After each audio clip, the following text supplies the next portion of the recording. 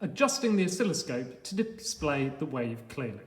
The first thing to do is to turn on the power to the oscilloscope. And you may need to wait a little bit of time for it to come on. Then you should turn the Y gain, or volts per division, to 10 volts per division, which is the highest setting. Then, if necessary, you can adjust the X shift to make sure that it is lined up in the X direction. And you can adjust the Y shift for channel 1 to ensure that it is lined up in the vertical direction. Now you can connect the oscilloscope to the signal generator, and you have to push on the BNC connector and then twist it round so that it can't get pulled out.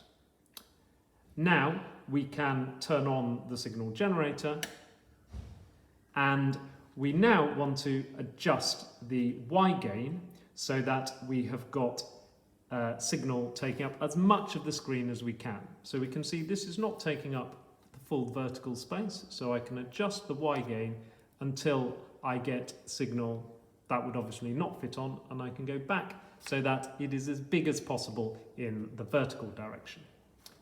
Then I can adjust the time base so that I have at least one complete cycle, and so that looks optimal for that.